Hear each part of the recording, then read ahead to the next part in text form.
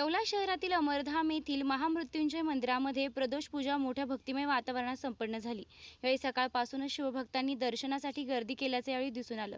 सायंकाळच्या सुमारास महादेवाच्या मूर्तीला व पिंडीला दुग्धाभिषेक करत महाआरती संपन्न झाली। यावेळी आलेल्या शिवभक्तांना महाप्रसादाचं वाटप करण्यात आलं। यावेळी महाराष्ट्राच्या कानाकोपऱ्यातून शिवभक्तांनी कार्यक्रमाला हजेरी लावली होती।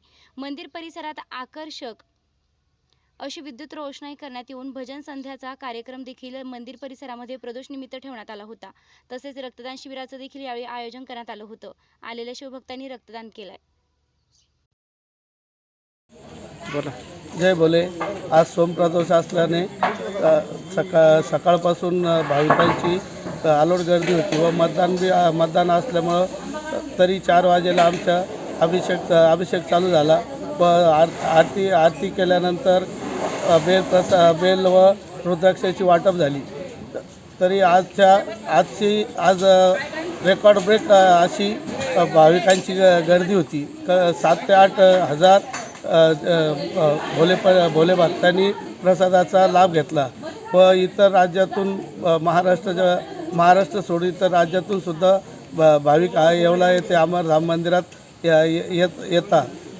तरी महामृत्युंजय मंदिरामध्ये यावे व प्रसादाचा व बाबांचा आशीर्वाद घ्यावा अशी माझी विनंती आहे। आज सोमप्रदोष असल्या कारणाने संगीत संध्याचा कार्यक्रम होता, नाडी परीक्षणाचा कार्यक्रम ठेवला होता व रक्तदान शिबिर बी आयोजित केलं होतं। तर भोले भक्तांनी सर्व यांच्यात आलोट गर्दी करून रक्तदानसुद्धा केलेले आहे। बोला।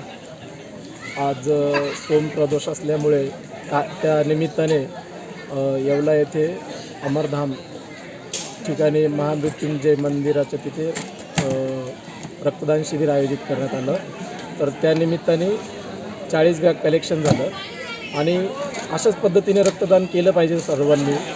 मी हे सांगू इच्छितो की आम्ही लाईफलाईन ब्लड बँकेकडनं आलो आहे नाशिकवरनं।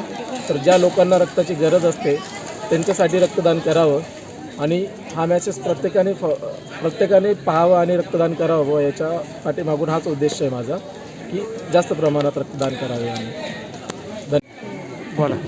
आज या ठिकाणी सोमप्रदोष असल्या कारणाने येथील महामृत्युंजय मंदिर कमिटीतर्फे आमचा नाथ भजनाचा कार्यक्रम आयोजित केला होता।